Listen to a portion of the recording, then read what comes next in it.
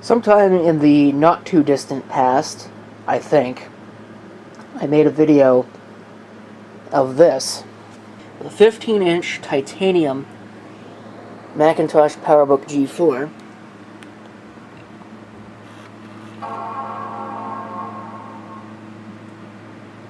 Which is running well and working well.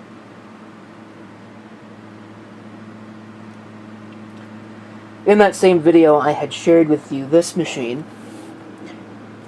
which is a 12-inch aluminum PowerBook G4.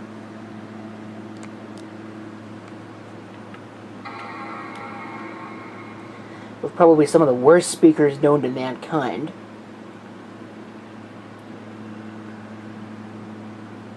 This machine is in very rough condition.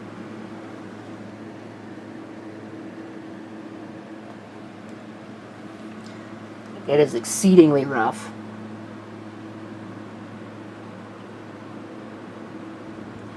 But it's functional and served as a substitute, at least in my mind, to the 17-inch PowerBook G4 that I once had. I actually used as a main computer for a while back in the mid-2000s. And in the late 2000s, when my Toshiba Satellite L300D was perpetually in the repair shop. But time, patience, and eBay make everything cheap. So it is that I can finally get a better example of this, closer to what I wanted. And so it is that I now have what I was looking for right from the very beginning. This is a 17-inch Macintosh PowerBook G4. Not in museum-grade condition or anything like that, but, you know, given what I paid for it, I wasn't expecting museum-grade, and it's in extremely good condition for the price that I paid.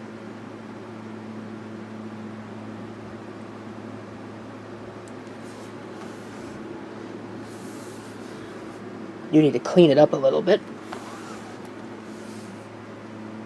Check it out, a video port. Full-size video port.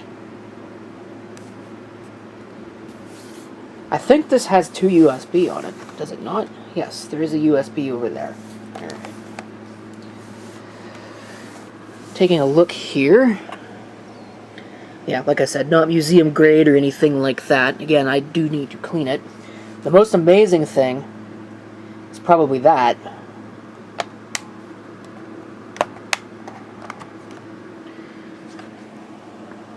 There's the original specs. 1.5 gigahertz, 512 meg of RAM, 80 gig hard drive, and a super drive, which means that it is a DVD burner. I believe that means DVD burner and CD burner.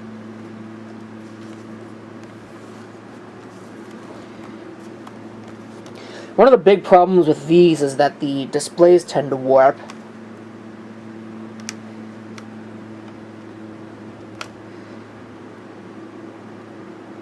This one's not doing too badly. Imagine carrying this thing around in like 2005. One would have had to be a high roller in order to do that. The interesting thing about this, and I'll turn the video light on because apparently my sunlight has disappeared. There's a lot of wear on this trackpad. I'm not sure it really comes out how shiny that trackpad is. But yet the keyboard has got basically no wear on it at all. And normally what happens with these keyboards, and you can see it on this one, I'll go ahead and open it here. The electroplating wears off. I don't know why it wore off on the control key first, but it did. Because this isn't solid aluminum, this is anodized aluminum.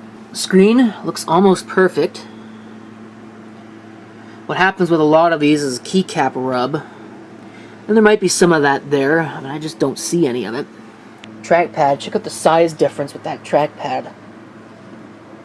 This is more in line with what they were putting on some of the newer machines with the multi-touch.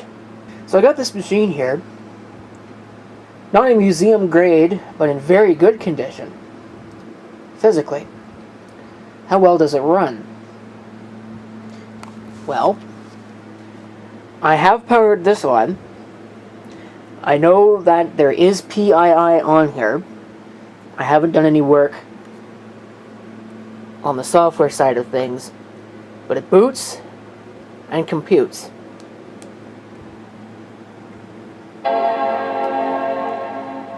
As you can see, it's running from battery.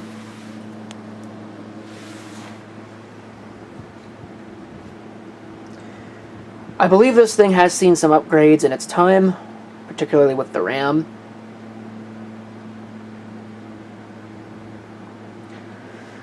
The display is a little bit on the pink side, but not too bad. And it's in way better condition than the screen on that one. It's running 10.4. My plan is to install Leopard on this. At least if it's got more than 512 meg of RAM. If it's still running 512 meg, then it might not be in my best interest to do that.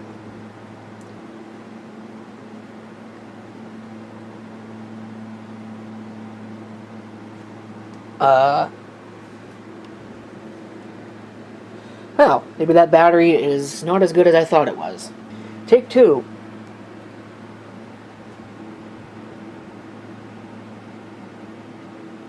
Take two.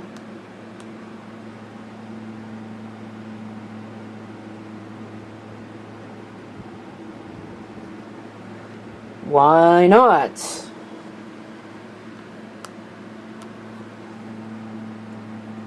Okay, what the f...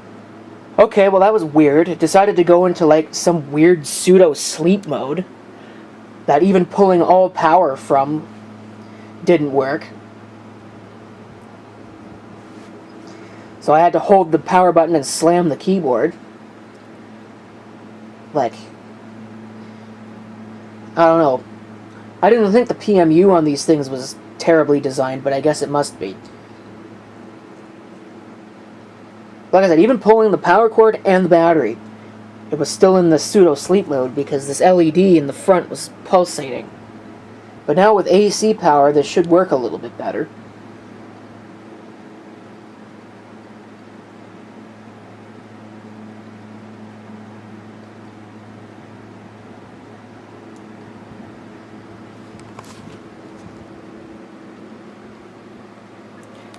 So we'll just pick a user account. No, I guess we won't pick a user account.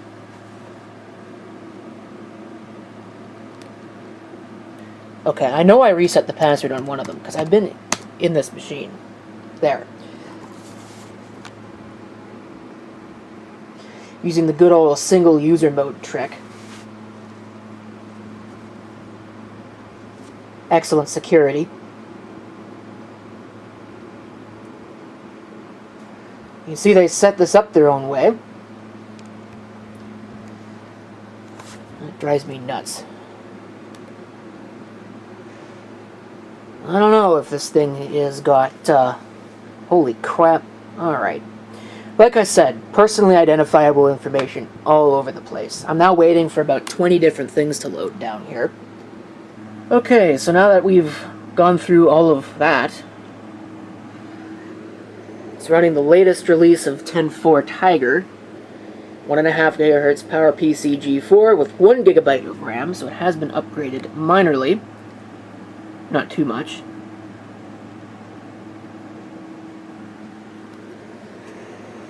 I don't know who this person happens to be, but I'm sure that either I can look them up or someone is going to look them up and give me the 411 on them in the comments.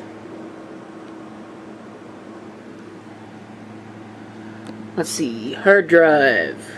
I believe this still has an ID. Hard drive. Here's your DVD. And the hard drive. Smart status is verified, apparently. 80 gigabytes in size, so probably the original drive. There's the TI audio. This does have Bluetooth. Power on self-test. There's the disk burning capabilities. This does not do dual layer media. No fiber channel. 800 megabit per second FireWire. ATI Mobility Radeon graphics. kind of surprising it still works. 1440 by 900 maximum resolution on the screen. This does take PC 2700 RAM, so maybe if I want to endure the sheer pain of taking the machine apart, I can upgrade the RAM. I don't know that I really want to do that because it is a pain to do on these. There's a lot of little tabs that you can bend and cause problems. No PCMCIA cards. There's the card bus controller. I believe that's a Texas Instruments. No SCSI. Power information. There are some printers on here, but they're gone. Obviously, I don't have them. There's no serial ATA on the machine. And there's your USB. Apparently, the modem is a USB modem. Kind of interesting. Same thing with the Bluetooth. And Airport Extreme.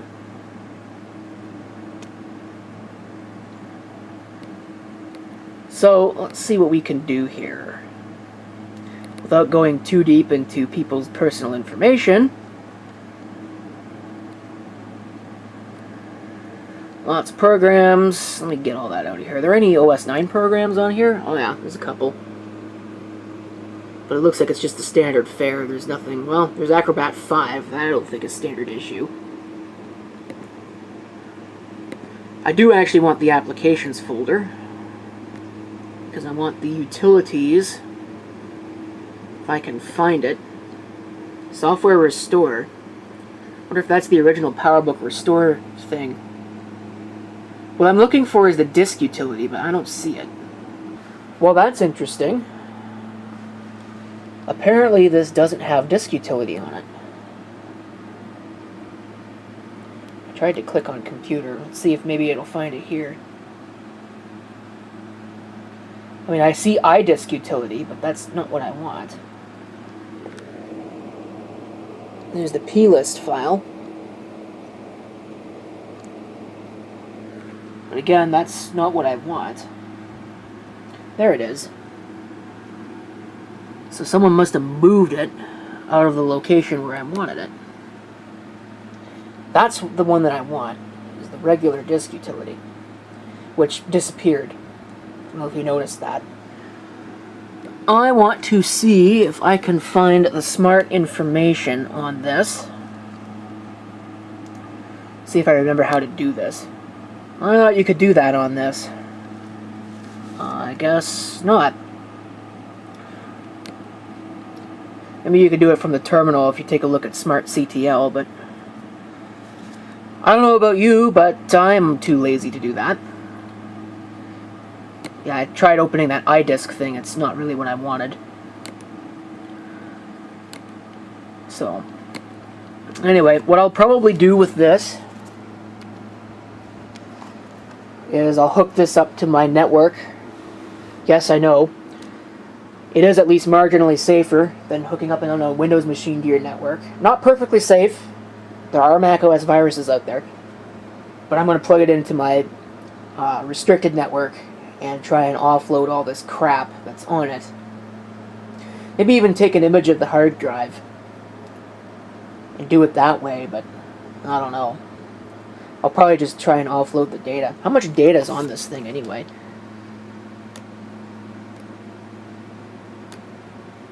Let me see if I can figure that out.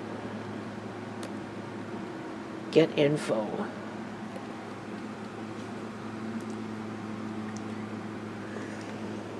Eh. 45 gigabytes. It's not bad. About half used.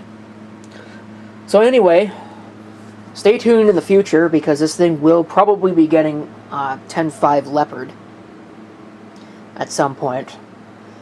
But I will be offloading all the stuff. The PII will be blown. That'll be nuked from orbit. I don't really care about any of that stuff, but there might be some interesting things on here. I don't know. But in the meantime, that's pretty much it for this first look video at the 17-inch PowerBook G4.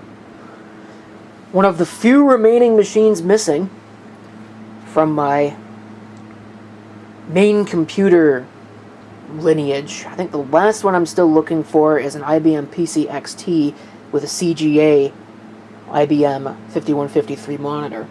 I don't hold out much hope of ever getting that, though. As far as this is concerned, thank you for watching, and if you have any comments, feel free to leave them below.